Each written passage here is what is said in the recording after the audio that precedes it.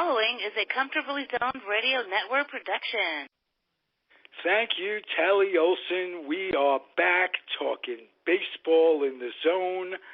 I'm Ralph Tyko of the Comfortably Zoned Radio Network, and I've got just the man to talk ball with. He's an author, a musician. He's a returning regular at the Comfortably Zoned Radio Network. And I'd like to introduce Jeff Kallman. How are you, sir? Oh, so far so good. I am enjoying the living daylights out of this postseason. Isn't it a fun thing to watch? I enjoyed the Dodgers' demise. But on the other hand, I can't say I would ever root for the Nats. So you get. I would. Yeah. I am rooting for the Nats. I admit it without apology.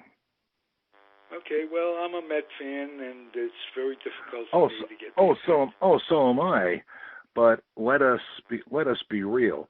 The last time Washington won a World Series, in fact, the only time Washington won a World Series was during the Coolidge administration. Okay. You want to talk about long suffering? Yeah, and you want to talk about long suffering? I think Washington is overqualified. Yeah. I'll tell you what the worst thing that ever happened to Washington was when they had the federal government.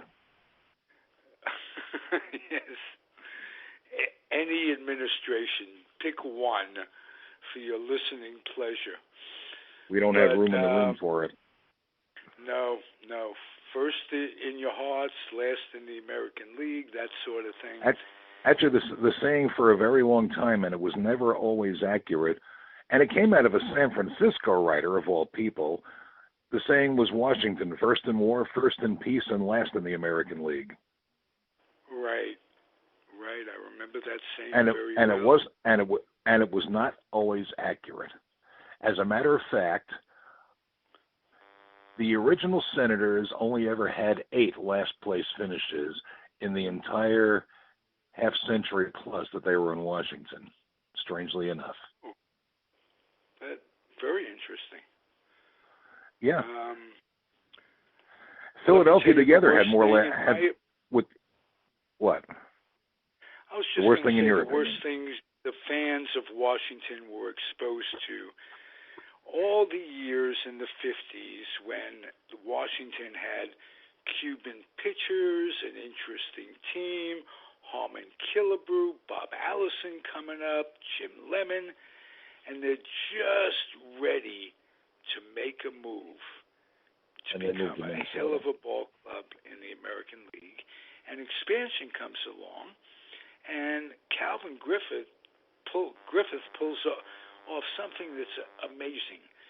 He moves his team to Minnesota, and an expansion team comes to Washington, coached by George Case Jr., our George Case III's dad, incidentally. And but it set them back in terms of having a winning team to root for indefinitely. And then they actually finally got one in 1969, and after that winning season, the team's then new owner, Bob Short, decided in his infinite lack of wisdom to jack up the prices all around the ballpark to unreasonable percentages in the terms of that year's dollars, and that alienated a lot of fans. Plus the fact that for whatever moved to Texas, was that after they moved to Texas? No, this is after the Senators were in the pennant race in 1969. They ended up having a winning season. Ted Williams was named the American League's Manager of the Year. Bob Short ratcheted up the prices all around the yard. And then, for whatever perverse reason, Short decided he needed names, actual or alleged, to bring onto the team, whether or not they had anything left in the tank, and the team went into the tank. Classic example was he didn't pay attention to all the overwork that Denny McClain was put through to win his 31 games in 1968 and his back-to-back Cy Youngs in 1968 and 69. And after McLean wore out his welcome in Detroit, Bob Short brought him aboard, where he became a 20-game loser and a big pain in the neck. And he was only the most obvious example. Short basically started breaking his team up when they came on the threshold of really making a run for it. Like I said, they were in the race for quite a while in 1969. He absconded with them to Texas in 1971, after the 1971 season. Now, fast forward. Hit the fans twice. That's twice they hit the fans from that on. That's the thing. For all that everyone lamented the loss of the Dodgers and the Giants in New York only lost teams once. Boston lost one team once. Milwaukee lost one team once. Speaking of Boston, the A's moved around twice. They moved around twice, but not only did Kansas City only lose a team once, but it took them exactly 2 years to get another one. That's true. And when the A's left Philadelphia still had the Phillies, for better or worse. Right. Well, we're faced. And remember that in the case of the A's, the Mack family was too tapped to hold on to the team, and they sold the team to a gentleman who moved them to Kansas City, and while he was at it, made them practically a 1950s Yankee finishing school. But yes. Washington was abandoned twice. Arnold Johnson. Yes. But Washington was abandoned twice. For 1961 and for 1972. And it took them 33 years for Major League Baseball to come back to Washington. And even that was kind of on the low because they had to move another franchise to do it. For the moment, let's forget the shenanigans that brought the Expos to the Beltway. Let's forget the shenanigans from the nation's largest organized crime family that does business inside the Beltway. And guess what happened when baseball came back to Washington? In one of the worst-kept stadiums in the country, they drew 2,731,993 fans in 2005. The Yankees didn't draw that many until 1998. That's how long it took the Yankees to get it. First year back in business in the majors for Washington, and they busted 2,700,000 fans. They always had the fan interest, and the fan interest wasn't just restricted to the maybe 2% of people who live in Washington who carry government identification. Okay. This year they finished. This year they were. At the time, what did it do to the Baltimore organization who fought it for so long? Well, aside from sending the message that you can take baseball out of the American League's charter cities, but the Orioles problems have nothing to do with the Nationals and everything to do with they have carrot juice for brains in the front office and in the ownership papers. That's their problem. The Nationals have nothing to do with their problems. Does the area have enough fans to support both teams? If both teams are doing well, I don't see why not. This year, the Nationals were 11th in the National League in attendance, but they still drew over 2.2 million fans. That's true. That's true. The reason you see empty seats in Camden Yards has nothing to do with the ballpark itself, which is still a beauty. It has to do with the fact that the Orioles are run incompetently. That's why they're losing attendance. The Nationals have nothing to do with it. Okay. If a good team plays in Baltimore again, I'll guarantee it. Camden Yards will be full. Okay. Well, that doesn't say much for the way the team is run, because ideally, I just told you that they're run by people with carrot juice for brains. When all teams are going to go up and down over the course of time. But up and down is one thing, but the Orioles are a mess. true. And but this you is have to have and this fan for the base longest to time was one of them. baseball's most respected and admirably run franchises. Yes, that's very true. The days of Frank Robinson and it was just great. Look back on the 1969 World Series, and what a classic team that was for years. You had four guys winning 20 games each in the early 70s. It was well done. Yeah, for decades, the Orioles were a model franchise, just the way that people look at the Cardinals. But for about the last, 15, 20 years, they've been one of the sorriest. Yeah. And for Baltimore and for baseball, it stinks. You would think a new park would bring in revenue enough that it did. teams Camden could Yards brought the money in from the day it opened back in the early 1990s, late 80s. I forget exactly what year it opened. The issue is not the ballpark. The issue is the most gorgeous ballpark with the most comfortable amenities on the planet is not going to mean jack if the team that's hosted there stinks. And for 20-odd years, notwithstanding a couple of competitive peaks a few years ago, the Orioles have stunk. The product on the field has stunk. And what's running the product on the field, I can't even say they have carrot juice for brains. That'd be an insult to carrots. Or Jews. Oh, not Jews. I get it. That's the bottom line. The ballpark is not the issue. The team is. The organization is. The ownership is. That's the issue in Baltimore. Okay. Let me segue a little bit and ask you if you could look into your crystal ball and see which potential manager is going to land where when the music stops. And you could take it any way you want. Well, aside from the fact that it's almost a lock that Joe Madden is going to end up with the Angels because he came out of their organization. He goes back a couple of decades with them. He made his bones learning at Mike Scioscia's side for all those years, including the 2002 World Series winner. Madden to the Angels is almost a done deal. After that, I start juggling. Okay. Some of the speculation has it that...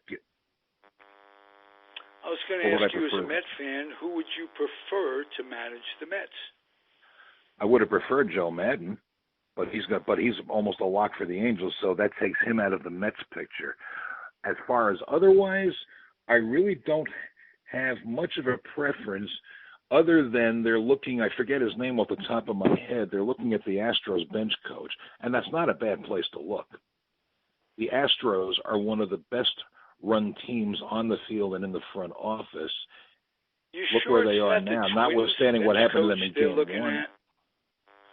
No, they're looking at both, but I think they have an eye equally on the Astros bench coach, and it's not a bad move.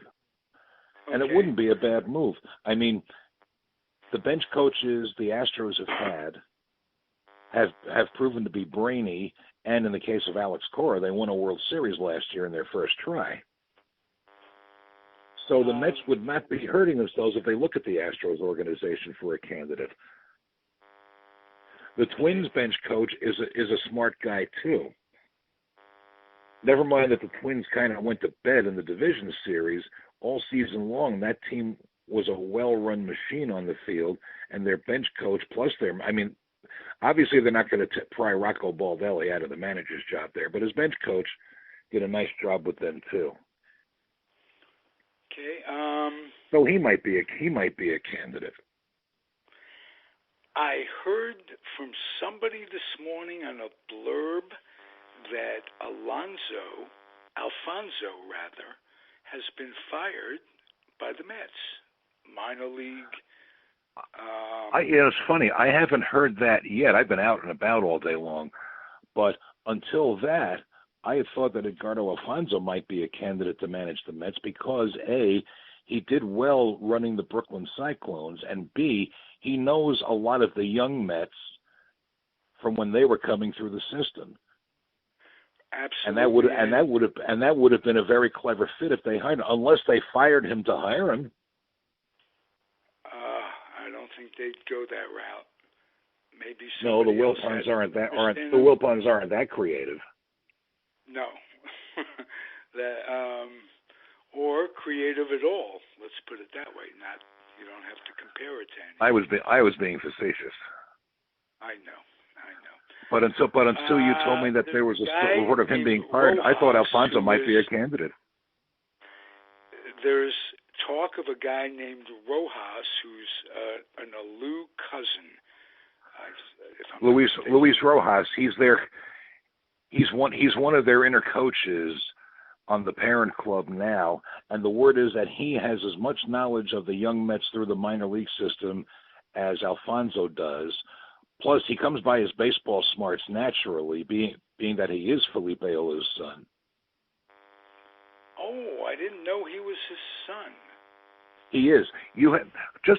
Let me make the clarification for those who get confused by it.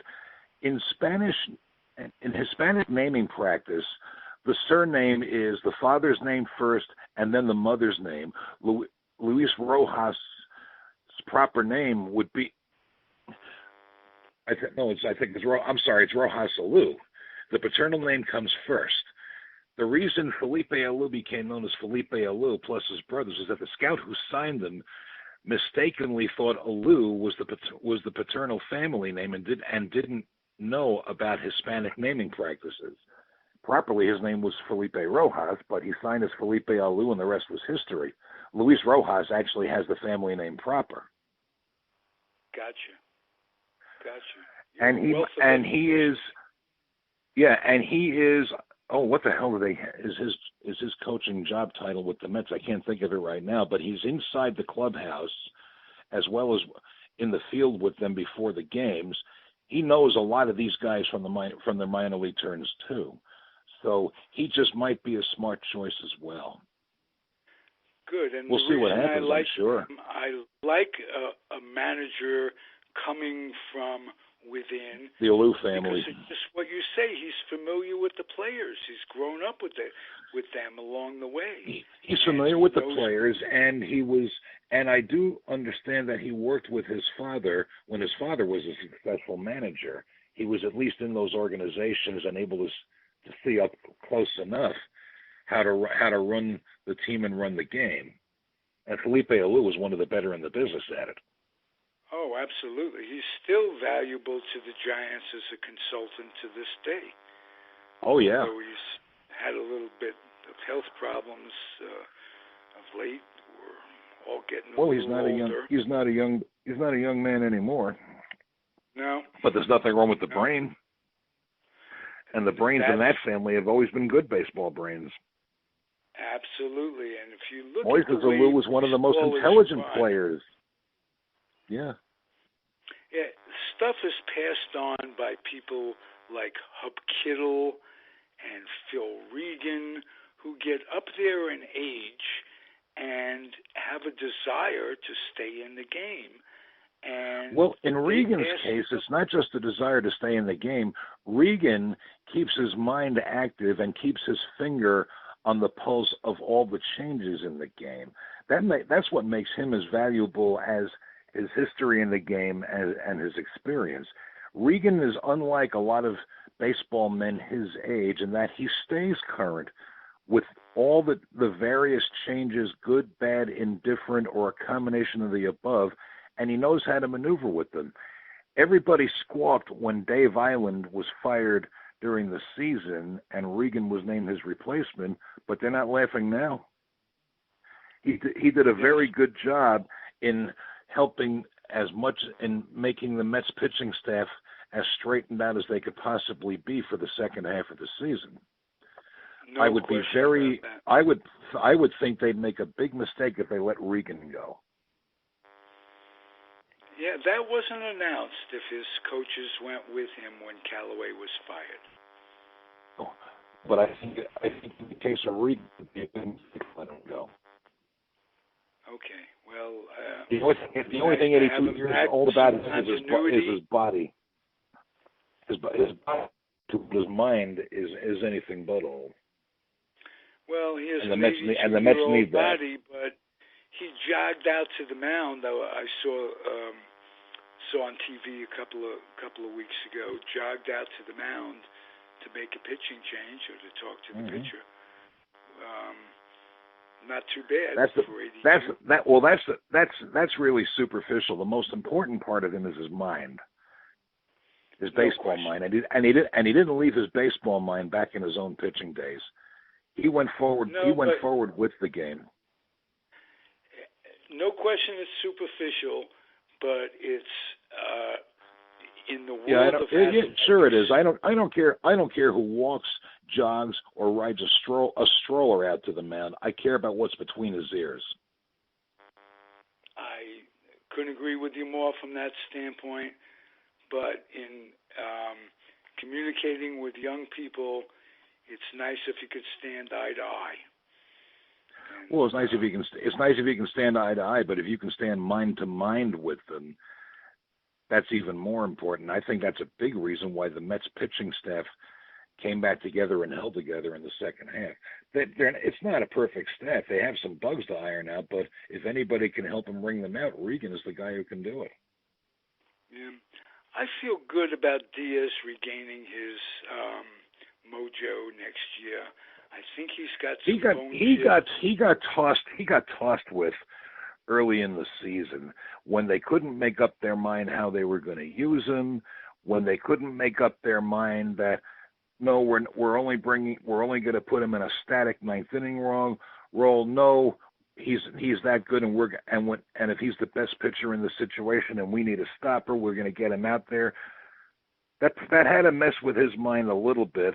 I'm not sure what happened to that wipeout slider of his, but I think he's going to be spending the off season probably working with Phil Regan, maybe working with a couple of other people to get, if you'll pardon the expression, get the grip back on that pitch. That was his money pitch. And when he lost the slider, he lost himself. I think his elbow a little bit with bone chips and what have you. His elbow has issues, but he also has issues in his mind. Where you have to remember, pitching is not strictly physical. And No Diaz was a mental mess this year. And if somebody can help him get that slider back on track and get his mind cleaned out, I think he'll be a different pitcher next year. How about Familia? Is there any hope for him? It's hard to say. He looked so completely lost. He looked like the proverbial fish out of water. Making somebody the prodigal son doesn't always work in the game, and Familia is a classic case in point. And that surprised me. I personally in a role that I thought he would be good at.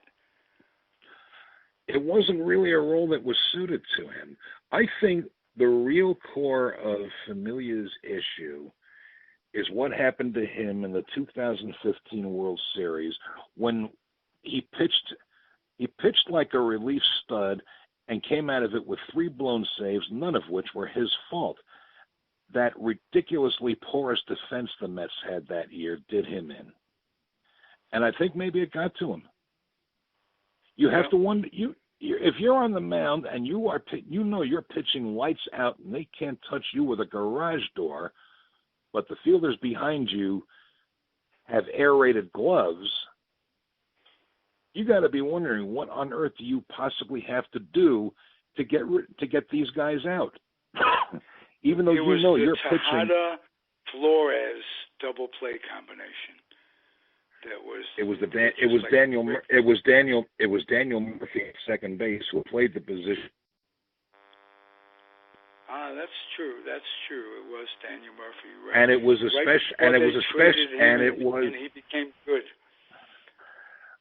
No, he became a regular player because of his hitting.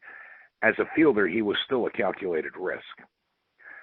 And then there was Lucas Duda blowing a sure completion of a double play at the plate. All he had to do was throw the ball home right down the line, and Eric Hosmer's a dead duck. He throws offline, Hosmer's across the plate. That was the game right there. It just took a few extra innings to put the Mets in their grave. But if you're Juris Familia and you're pitching lights out and you know that every pitch you throw, no matter how well you throw it, if you get the contact you're looking for, like if you're looking for a ground ball or a quick fly out, and you have to start praying that somebody out there doesn't have a hole in his glove, you're facing disaster. And that can mess a pitcher up too. Sure, but it shouldn't take 3 or 4 years to recover from something like that. Some pitchers never get over it. And it only takes a little while for it to make itself manifest. Yeah. Each pitcher is different. No two of them are alike. No two of them have the same mindset. No two of them have the same mind orientation. Pitching, contrary to what a lot of boring old farts will tell you, is not a one-size-fit-all profession. Of any position in he said hitting was timing and pitching was destroying timing. And what he forgot to add, unless somebody just didn't bother writing it down, is what I just said. Pitching is not one size fits all. Of any position on the field, that applies most, I think, to pitchers.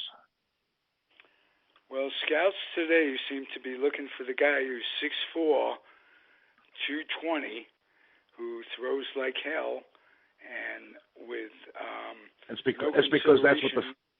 That's because that's unfortunately what too many front offices think is the only way to do it. And yet, pay attention to this postseason. You've got guys either as well established as Justin Verlander and Garrett Cole, or as young as Jack Flaherty, and they are not resorting to pure power to get these people out. They're mixing up a boatload of off-speed pitches, of different breaking balls. If you were to run down the pitch log of every postseason game this season, I think you would see almost half as many off-speed and breaking balls thrown as you see fastballs. May bring crafty left-hander.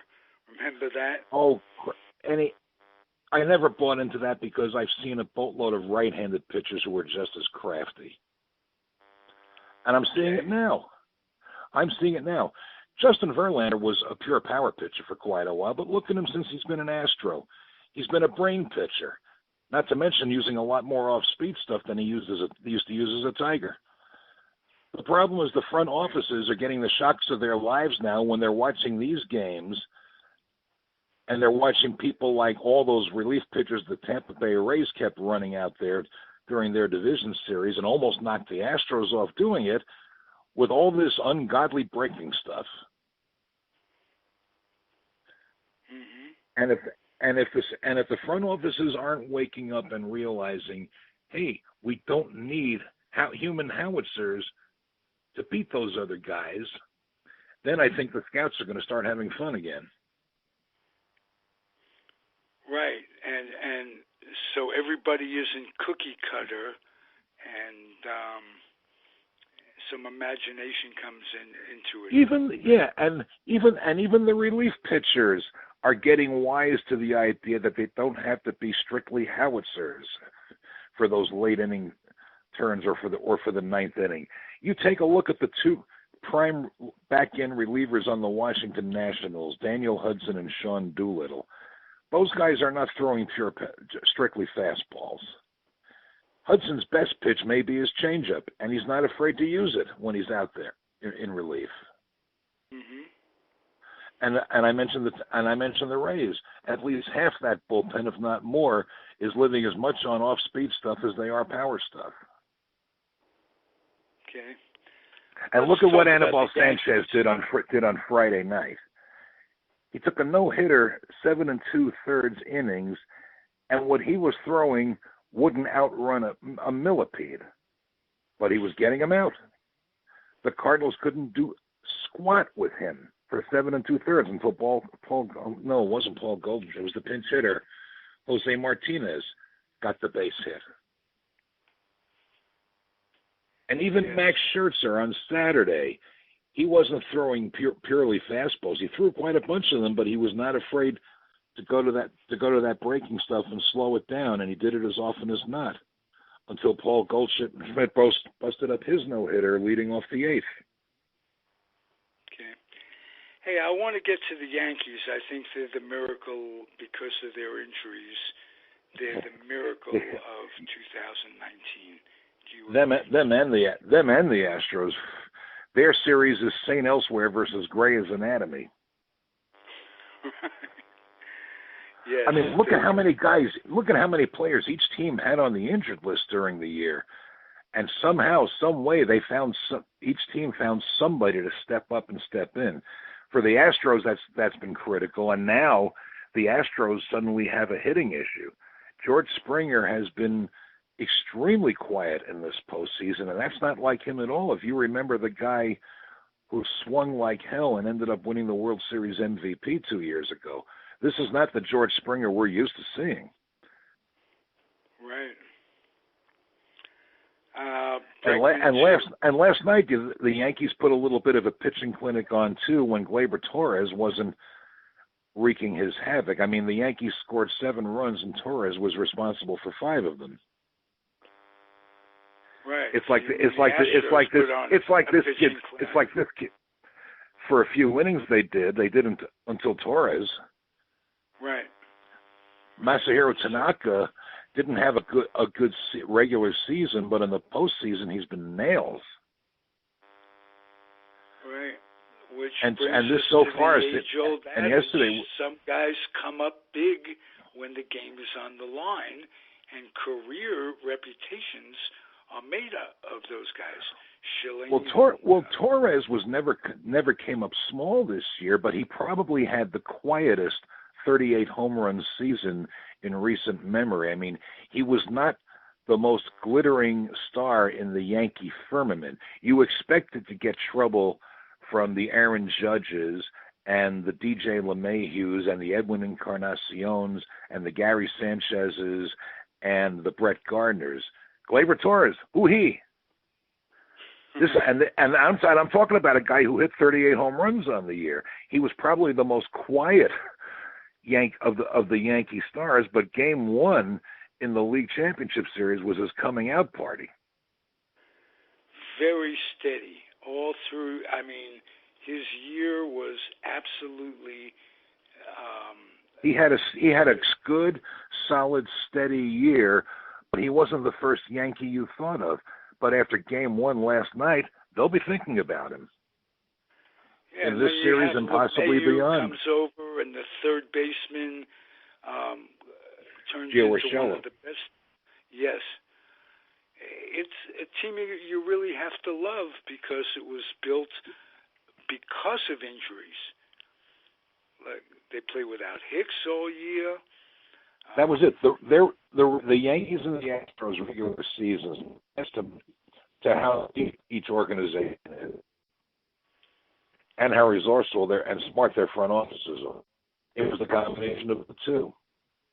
Cashman's going into the Hall, which leads me to ask you. Cashman really gave a ringing endorsement to Girardi the other day when he. Do you think he'll be a Met manager? Is he still in line? I don't know if it'll happen. I would advise against it. I'll tell you why. Okay. Joe Girardi is one of those managers who is a good manager, but he is suited best to an almost completely veteran team. The Mets don't have that kind of team now. The Mets have a preponderantly young team. That's not Girardi's strong suit. The reason Girardi was let go with the Yankees in the first place was because they took a young team, an almost completely young team, into the 2017 postseason, and it turns out that he had lost touch with too many of those players and was not able to communicate with them as well as he did with veteran players. if you have a mostly veteran team, Girardi's your guy. As a matter of fact, if the Dodgers finally decide that Dave Roberts is not the guy who's going to get them to the promised land, Joe Girardi would actually be a good fit there. They have some young guys, but they have a lot of veterans. The Dodgers have always mixed up the young guys with the veterans. Now, Girardi would actually be a fit there if Roberts goes. Would that mean Roberts doesn't get another shot somewhere, or does, according to the way? I think Roberts will get another shot. Roberts' biggest mistake was in a different way. It was the same mistake Grady Little made in 2003 when Little took the measure of Pedro Martinez's heart but forgot to measure his tank. Roberts did it in a different way with Clayton Kershaw. He loves Clayton Kershaw, always has, but he still is enthralled with the Kershaw that used to be, not the Kershaw that is now. If you paid attention to Clayton Kershaw this year, he made himself into a different pitcher. He had to after all his back issues. But he is now a pitcher who gets by on smarts and guile, and he's been successful at it. He wasn't as successful as the seasons that are to write his Hall of Fame ticket, but he had success. And when he brought Kershaw in the seventh inning in Game 5 of the division series, and Kershaw got that inning strikeout, what Dave Roberts should have done was given him a pat on the fanny, thank him for a job well done, and send Kenta Maeda out to pitch the eighth. But no, he stayed with Kershaw on Kershaw's reputation. And Kershaw didn't have it. He said it was the only gut decision he made all year that went against analytics. Put the analytics. Forget the analytics for one moment. Roberts would always have thought of Kershaw in that instance because he is irrevocably wedded to the Kershaw that used to be. He can't divorce himself from what Kershaw has meant to the Dodgers, and he put sentiment over baseball. Right, and it didn't work out. Oh, it blew up in his face. Back-to-back home runs, and then after the second home run, he brought Maeda in, and guess what happened? Maeda struck out the side.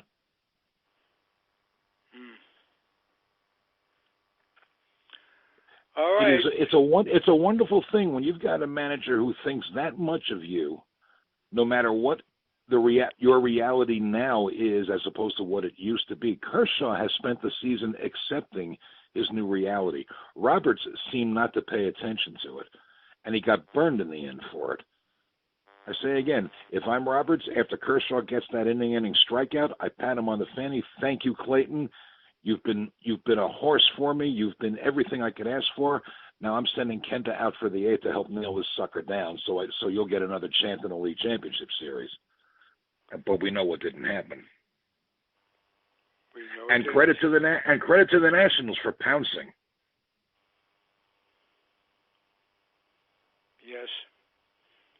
Hey, they pounced on Kershaw in the eighth. Pardon me? No, I'm saying they pounced Kershaw in the eighth.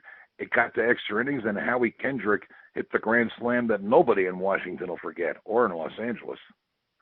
For that moment, Kendrick was not a schmendrick. He had a terrifically horrific series up till then, and it's amazing what the baseball got. He was hitting, but he was having a struggle in the field. What he had before the Grand Slam was an 0-for-4 night. Yeah, he also took an inning on the bases. He was a base running problem, but let's admit it, it was nothing compared to what the Cubs were all year long. One of the biggest reasons why the Cubs imploded at the end was that they led the majors, I think, in base running outs. Enemy pitchers salivated at the idea of the Cubs getting on base because they knew they could get rid of them. Okay. The Cubs made more base running outs than any other team this year. I mean, they had other problems too, but that one is glaring. Because this was a team that not very long ago was as smart as they came on the bases. All right, my friend. What a terrific podcast you give. Let me say that. I had help. I love talking ball with you. Likewise, Kallman, my friend. This is nice. Jeff Kallman, we are on the Comfortably Zoned Radio Network, talking baseball in the zone. I'm Ralph Tyko. I'm the weak link, but boy, do I bring on some folks to talk ball with. You're one of them that you give me a mental challenge every week, just keeping up with you. Considering what a mental case I am, that's saying something. Okay, and I take care, Ralph. I don't begin to keep up with you. Be well. Thank you, everyone, for listening. Adios. The proceeding has been a Comfortably Zoned network production. You are advised to keep your dreams wet, your humor dry, your children and grandchildren out of military recruiting offices and off the laps of clerics who wear dresses. Thank you for listening, everyone. Happy trails.